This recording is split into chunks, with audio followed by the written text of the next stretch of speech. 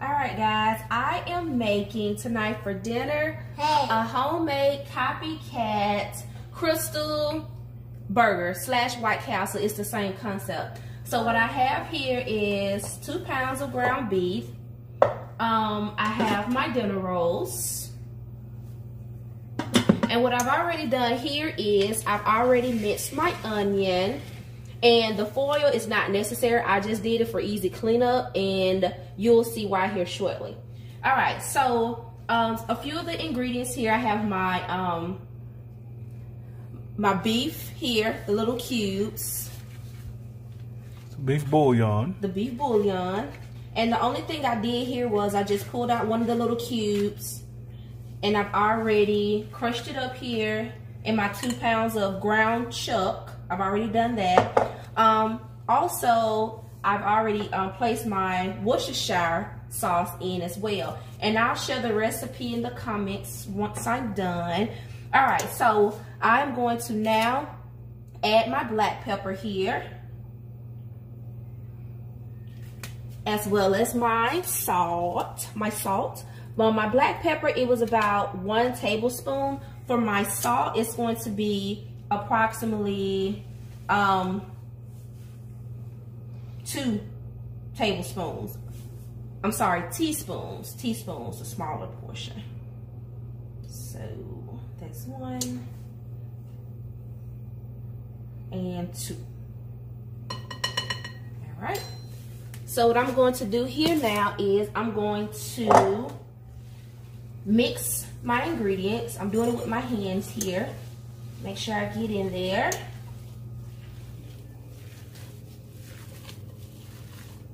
Mixing it with my hands. Making sure my ingredients are throughout my meat here. All right. The next thing that I'm going to do here is, still see some. All right. The next thing I'm going to do here is I'm going to add half a cup of water. And you'll see why here shortly. And they're going to mix that.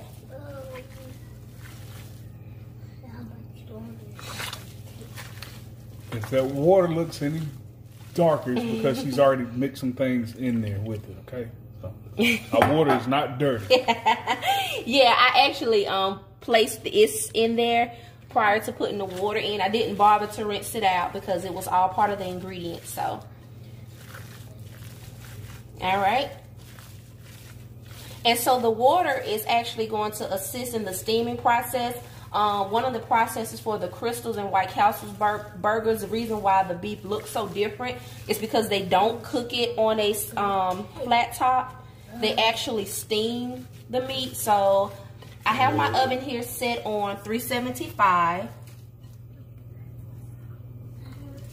I have it set here on 375. So I'm mixing my water in, and it's all mixed in. And I have to keep mixing it until it forms like a consistency of a paste. So that's what I've done here. All right. So now what I'm going to do is, I've already, like I said, minced my onions, and I lay them at the bottom of my cookie sheet. Now I'm going to just dollop my beef here on top of my onion. Now the recipe did not call for me to season my onion because the meat is already seasoned. So that's what the onion going to pick up its seasoning from.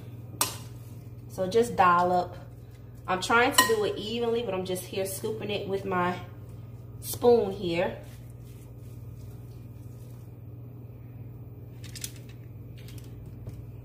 I'll add a little bit more.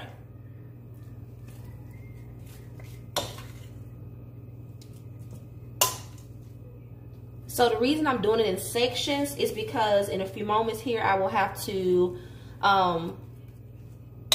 smooth out, I guess that I can use that word. I will have to spread my chuck here out to where it's really thin. Of course, you know those type of burgers are thin. Okay, making sure I use all my chuck here. And I have. All right. So now I'm going to just gently press my meat down here. Make sure that it's covering the pan. Hi, Maria. In a few moments, Maria is going to take part in this process as soon as I'm done patting down my meat here.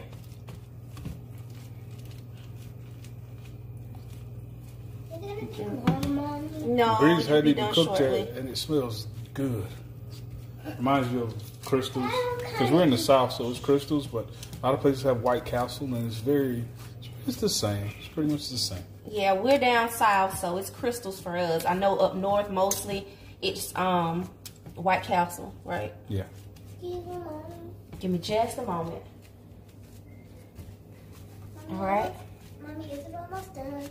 It'll be almost done when we place it in the oven. Oh, All right. You're done squishing it down. Yep, I gotta squish it down. All right, so now I have my meat all patted down, taking the form of my cookie sheet here on top of the onions. Now the next thing that I'm going to do is I have a really sharp knife here, and I'm going to gently cut into squares, yes, before it's done. Excuse me, Mama. I'll be with you in just a few moments. Because you don't want to get hurt. That's right. Because you might get a paper cut or a knife cut. Yeah, it'll be a knife cut for sure. I'm not working with paper right now. All right, so just cutting it very gently, trying to make sure that it's as even. And I'm cutting it in squares here. I'm cutting it in squares. Wait, kids don't cut stuff like this with little. You have to stand back and let their parents do it. You are absolutely right.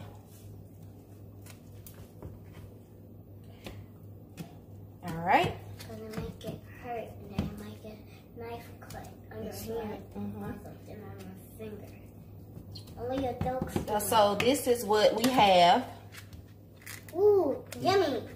That was good. It looked like she had a tool here. All right, so now the next step is Maria is going to take this straw and she's going to poke a couple of holes.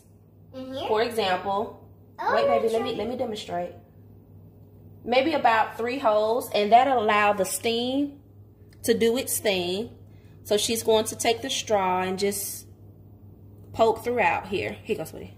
Thank you. Thank you. So just poke. Poke. It doesn't have to be perfect. So do about 3 in each one of them, okay?